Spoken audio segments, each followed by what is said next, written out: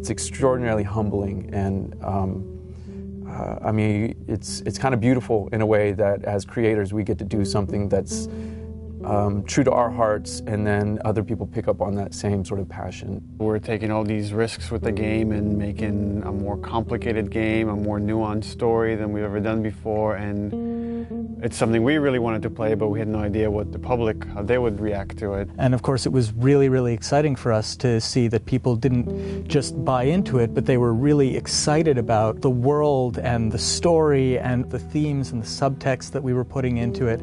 Really, people just got the game 100%. You know, as an artist, as a creator, you want people to love your work. You want it to cause some emotional reactions. So it just kind of leads us and encourages us to keep going in the directions that inspire us.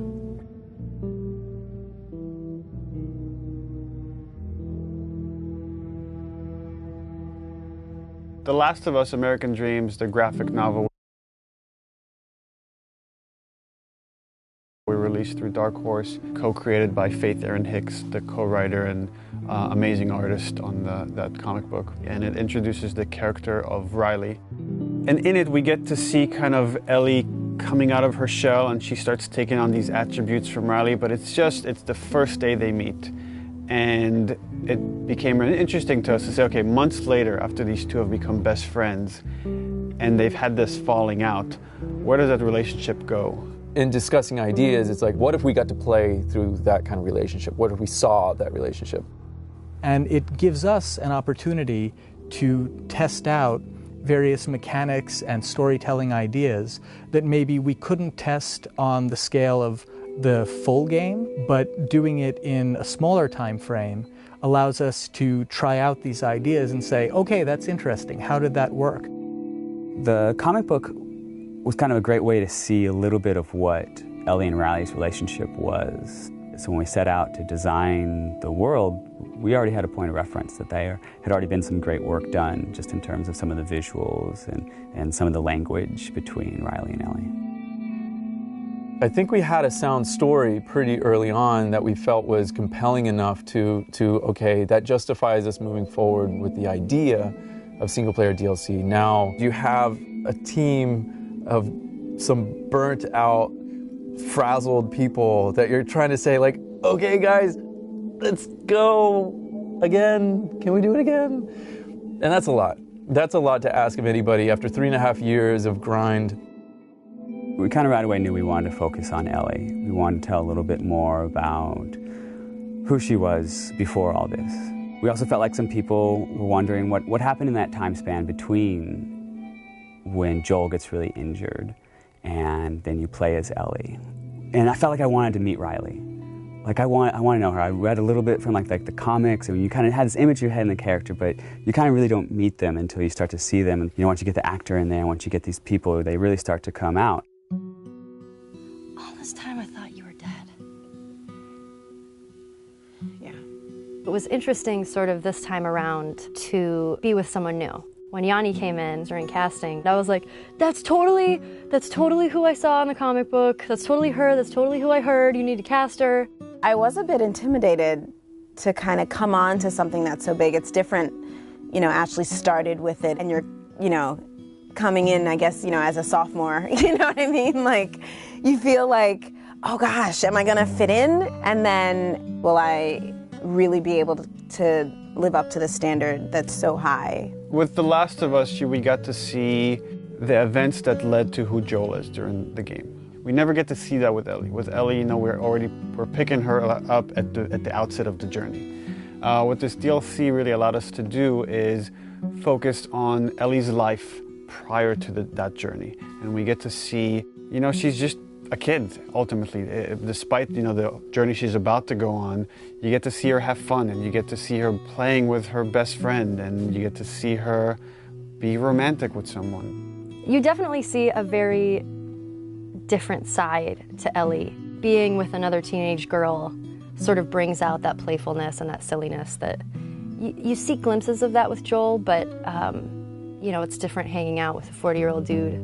You know Ellie as this really tough, strong kid that has gone through so many crazy things and has seen so many things. to this other side of her, a little bit more vulnerable, softer side of her through the eyes of Riley. So it's a really interesting relationship there because you get to see somebody who really influenced who Ellie is and taught her how to survive and be strong. And then you see that playful Ellie, and you see the events that are shaping her and changing her, and how she loses the one person in this world that she cares for. And then you understand why she's willing to fight tooth and nail to not lose Joel. She's already lost this person that she loved. She's not about to let it happen again.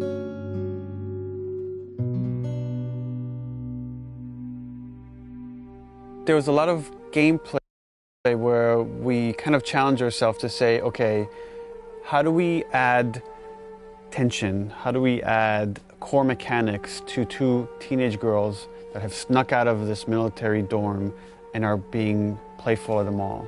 There are large portions where there is no combat, where we're really focusing on the narrative connection between you and an allied character. What's really important to us is how we parallel the player's emotional experience in the characters and vice versa. We want you to always be feeling the way that the characters are feeling. What the fuck are you looking at? We look at contrast a lot whenever we're trying to create pacing of things. And you can't have your lights without your darks, your highs without your lows. So while we're looking at the Ellie storyline, we also want to contrast that with what's happening in the desperation of Joel. So the combat is kind of an extension of the obstacles, the barriers inside of her way that she needs to overcome. Something new we wanted to do with the combat this time was we introduced David's people, sort of the cannibals in the university. By pulling David's crew into the mall, we also thought it would be intriguing to create some new technology where we had the infected fight the humans. We developed a number of setups, combat setups, during the DLC where the player has the opportunity to pit those two sides against each other. And for us, this was really interesting because this allows you to use one faction as a weapon against the other. Now you're able to use these distractions almost as bait or as lures.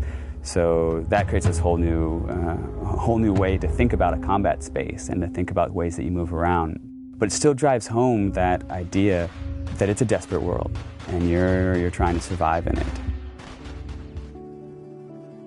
The main themes that we're playing with, I think, are love and loss and, on some level, devotion.